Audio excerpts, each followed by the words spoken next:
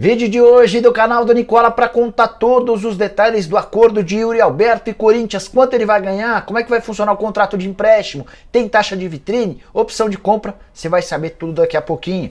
Vou contar para vocês também a respeito de Pedrinho e a proposta que ele tem do futebol francês do Lille. Mas há uma tendência, a notícia deve ser boa para o torcedor do Galo. Para completar, bora falar sobre o Flamengo, que desistiu da compra de Ferreira e vai mirar seus alvos no futebol russo. Pode pintar coisa boa a partir de aí. Falo também sobre o São Paulo, que por conta da lesão do Arboleda tem mais um reforço em mente a partir de 18 de julho. Para completar atualizações importantes sobre a notícia que eu contei pela manhã de um acordo do Palmeiras com o Banco Digital, você vai saber valores, o espaço onde ele deve ficar, enfim, notícias bem relevantes além das últimas do mercado. Antes, deixa eu só me apresentar, sou Jorge Nicola, jornalista esportivo, trabalhando no meio desde 2000, com passagens por Diário de São Paulo, Gazeta Esportiva, ESPN, Rádio Bandeirantes, Bradesco Esportes FM, enfim, entre outros. Se você não me conhece, peço que assista o vídeo até o fim, se curtir deixa like e se inscreve no canal apertando esse botãozinho vermelho de inscreva-se, combinado? Bora contar que todo esse conteúdo é um oferecimento de 1xBet, casa de apostas esportivas que tem de segunda a segunda sempre uma boa aposta para você fazer.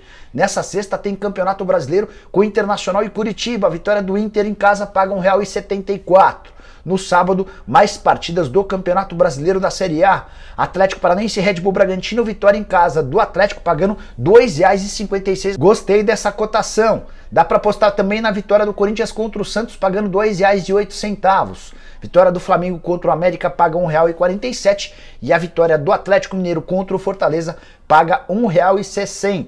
Para participar dessas e de outras cotações super legais é simples. Pega agora mesmo o link que eu vou deixar no comentário fixo. Já faz seu cadastro na 1xBet e começa a apostar. Não esquece de usar o cupom Nicola para ter direito a 100% de bônus no valor do seu depósito, beleza? Bom, bora começar o vídeo com o tradicional giro de notícias e a primeira informação é sobre Bruno Henrique, atacante do Flamengo, que vai ficar de 10 a 12 meses fora. A cirurgia foi marcada para o próximo domingo e durante o procedimento vão ser reconstruídos os ligamentos cruzado anterior, colateral lateral, além do canto póstero-lateral.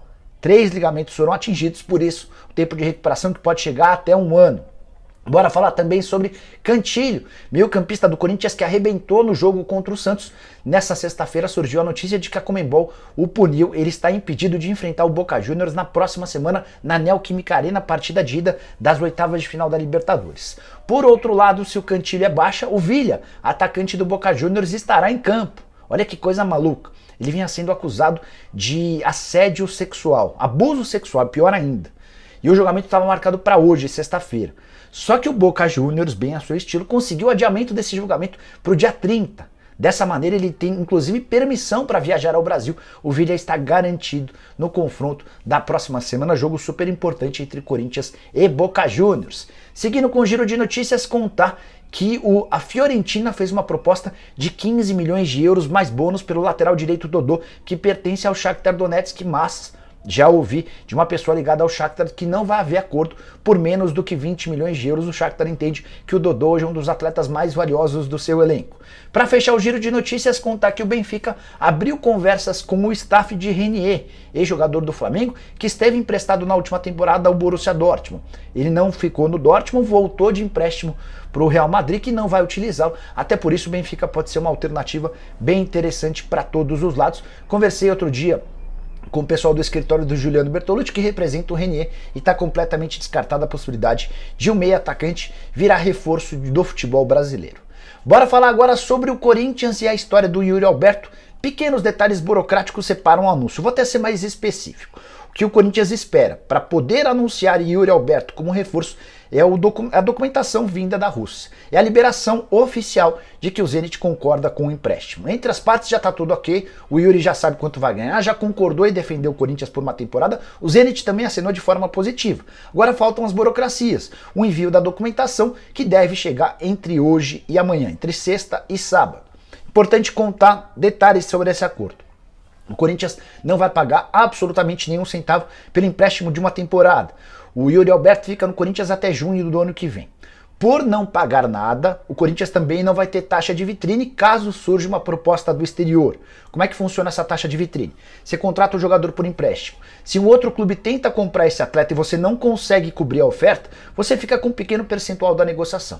Como o Corinthians não está pagando nada pelo empréstimo, eventualmente, se um clube europeu, por exemplo, comprar o Yuri Alberto durante esse período e o Corinthians não conseguir cobrir a proposta, o Timão é obrigado a liberar o atleta de graça e sem receber qualquer recompensa. Sobre o salário, o Yuri Alberto vai ter direito a um salário de 1,2 milhão de reais por mês, exatamente o mesmo dinheiro a que ele tem direito no futebol russo, só muda o pagador. Em vez de pagar o Zenit, quem passa a pagar é o Corinthians. Para fechar, o contrato de empréstimo entre as partes não prevê uma opção de compra, então não está estipulado valor nenhum caso o Corinthians queira ficar com o atleta em definitivo, até porque é um jogador de 25 milhões de euros, cifras completamente fora da realidade do Corinthians ou de qualquer clube no futebol brasileiro. Como o Yuri Alberto não se reapresentou no Zenit e permaneceu no Brasil, assim que chegar essa documentação, ele vai ser chamado para ser apresentado de forma oficial. Pode ser inscrito a partir de 18 de julho, quando a janela de transferências abre por aqui, beleza? Bora falar agora sobre Pedrinho. Boa notícia para o torcedor do Galo. O clube interessado em contratar o Pedrinho, que surgiu nos últimos dias lá na França, é o Lille, 10º colocado na última edição do campeonato francês. O Lille chegou a fazer uma oferta de 14 milhões de euros, pagamento à vista, e mais 4 milhões de euros em bônus. Esses bônus estariam atrelados à classificação do time para a Champions League nos próximos 5 anos. Bastava que o Lille estivesse em qualquer uma das edições dos próximos 5 anos da Champions, que o Shakhtar teria direito a mais 4 milhões de euros. Vale a lembrança de que o Pedrinho pertence ao Shakhtar e não tem conseguido jogar por lá por conta da paralisação do campeonato. A decisão final é de Pedrinho e Will Dantas. O Will é um empresário do Pedrinho. Por quê? Porque o contrato do Pedrinho está suspenso conforme determina a FIFA. Ele não recebe salários há 4 meses. Então, nesse momento, enquanto o Shakhtar ainda não aceitou a proposta do Lille, o Shakhtar estava pedindo 18 milhões de euros à vista, vai caber ao Pedrinho e ao Will Dantas escolher entre o Galo ou o clube francês. Pelo que eu pude apurar pouquinho antes de gravar esse vídeo, a escolha se dará pelo Atlético Mineiro. As participações de Rodrigo Caetano e dos 4 R's, o Turco Mohamed e todo mundo do Galo fazendo a maior força, campanha, para que o Pedrinho seja contratado. Diante desse cenário, o Pedrinho optou pelo Atlético e a menos que surja uma enorme reviravolta nas próximas horas, a tendência é que o meio atacante chegue por empréstimo de uma temporada sem compensação financeira, negociação em moldes parecidos ao do Yuri Alberto. O Galo assume 100% dos salários, ele ganha por lá 2 milhões de euros por temporada. Bora falar agora sobre o Palmeiras e um patrocínio master ligado a um banco digital para o omoplata. Cheguei a contar um pouquinho dessa história pela manhã, informação que o Bruno Massa contou em primeiro lugar. O Bruno é narrador de uma web rádio do Palmeiras. Depois da publicação do vídeo, consegui contato com 2 fontes do Palmeiras e avancei bastante nessa história. Queria trazer mais detalhes para vocês. A possibilidade de um banco digital patrocinar o Palmeiras surgiu primeiro para o departamento de futebol feminino. A ideia é que esse patrocínio estivesse no time feminino, como aconteceu com a Betfair, que está desembolsando 8 milhões de reais por temporada. Só que em meio às conversas com esse banco digital, Leila e Banco Digital avançaram numa negociação que hoje está sendo selada da seguinte maneira: patrocínio para o time principal de futebol masculino, patrocínio para o time feminino, backdrops, além de redes sociais e TV Palmeiras. Uma ampla divulgação desse parceiro, que é um banco digital que não teve seu nome revelado. Posso dizer que é pequena chance de ser o C6 Bank, porque até esse momento todas as publicidades feitas pelo C6 Bank não foram individuais, e sim para comprar o nome de um torneio. Não foram específicas, uma espécie de name rights. Eles compram uma competição e não se associam a um time. Então, dentro do Palmeiras, a expectativa é de que esse banco digital não seja o C6 Bank, né? Poderia ser o Banco Inter, poderia ser o Nubank, enfim, tem várias possibilidades. As negociações existem, estão em fase de adiantada e a Leila Pereira já deixou claro para pessoas mais próximas que o acordo pode chegar a 19 milhões de reais por temporada em relação a todas as propriedades que eu contei agora há pouco. Com mais esses 19 milhões de reais, o Palmeiras alcança em valores fixos para patrocínio 108 milhões de reais. Vale a lembrança de que Crefisa e Fã pagam por ano 81 milhões. Mesmo com a perda de publicidade no peito do time feminino e no omoplata do time masculino, a Leila não diminuirá o pagamento desses 81 milhões de reais. Então são 81 milhões, mais 8 milhões da Betfair para o time feminino e mais 19 milhões desse patrocínio no Omoplata com o banco digital. Você soma tudo isso e chega a 108 milhões de reais, com a lembrança de que títulos do time principal masculino garantem bônus. A Crefisa e o Palmeiras têm um acordo que privilegia, que prevê pagamentos de prêmios, casos de títulos do Campeonato Paulista, Brasileiro, Libertadores, Copa do Brasil e por aí vai. Dessa maneira, com 108 milhões de reais, o Palmeiras volta a se recolocar numa condição melhor. Já havia uma pressão interna em cima da presidente Leila Pereira para que novos patrocínios pudessem chegar ao valor de 81 milhões de reais. Havia ficado defasado, especialmente na comparação com o Flamengo e Corinthians. O Flamengo já havia ultrapassado o Verdão na temporada passada e o Corinthians havia conquistado as mesmas cifras com faturamento em publicidade. Bora falar agora sobre o Flamengo, que desistiu da contratação de Ferreirinha. A ideia de ter de gastar entre algo na casa de 10 a 13 milhões de euros para comprar o Ferreirinha fez com que o Flamengo desistisse da contratação do atacante do Grêmio. E o novo alvo do Flamengo para substituir o Bruno Henrique é algum atacante que atua no futebol russo. A ideia do Flamengo é repetir aquilo que o Corinthians está fazendo com o Yuri Alberto e que o Galo está tentando com o Pedrinho. Contratar um atleta que não tem conseguido jogar por conta do conflito no leste europeu.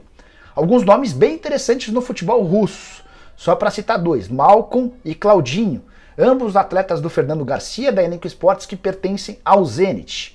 Ao contrário do Yuri Alberto, que nem voltou para a Rússia, o Malcom e o Claudinho estão participando da pré-temporada e já deixaram claro que têm a intenção de permanecer no clube, a menos que surjam propostas para compra em definitivo.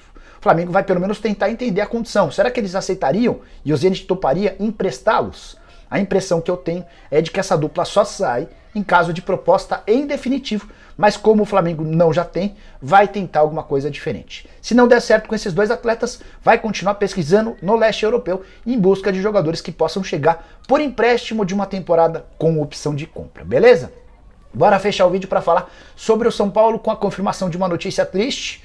O Arboleda passará por cirurgia, teve rompimento nos ligamentos do tornozelo esquerdo, depois de uma dividida muito dura no jogo contra o Palmeiras, talvez nem jogue mais nessa temporada. Diante desse cenário, o São Paulo vai se ver na obrigação de contratar mais um zagueiro na metade do ano. A ideia de trazer um reforço para a zaga não é nova. O São Paulo já havia tentado, por exemplo, o Igor Rabelo, que recentemente renovou o contrato com o Atlético Mineiro. O Igor acabou sendo descartado. Com a contusão do Arboleda, o São Paulo se vê na obrigação de trazer mais um atleta para a posição. Isso porque atualmente só tem o Diego Costa, o Léo, que tem atuado improvisado como zagueiro, e o Miranda, além de dois garotos da base, o Luizão e o Beraldo. O Rogério tem dado preferência para o esquema com 3 zagueiros. Se utilizar os 3 mais experientes, vai ter apenas os 2 garotos para poder fazer qualquer tipo de revezamento no banco de reservas. Então, além de um atacante de velocidade, o Marcos Guilherme já está confirmado, mas o São Paulo ainda busca mais um atacante de velocidade, eventualmente um meio atacante, que é um volante e agora um zagueiro, se isso sem contar no goleiro, que é uma posição extremamente importante. Já houve avaliação dos dirigentes e da comissão técnica de que nem Jandrei, nem Thiago Couto vão dar conta do recado. O grande problema para o São Paulo é como resolver tantas carências nesse elenco em relação a reforços sem capacidade para grandes investimentos. A crise financeira bateu na porta do São Paulo com força. Para piorar, contusões e cirurgias têm se tornado cada vez mais comuns. Arboleda passará por cirurgia, assim como já aconteceu nos últimos dias, com o Luan, volante, e com o Caio, atacante. O Luan precisou operar a coxa, o Caio precisou operar o joelho. Caio se contundiu jogando pela Seleção Brasileira Sub-20. Um pouquinho mais cedo, ou alguns meses atrás, foi a vez do Sara também passar por cirurgia, volta apenas no segundo semestre. Curtiu o vídeo? Deixa like, se inscreve no canal, a gente volta com o programa do Nicola a partir das 7 da noite. Abraço, tchau!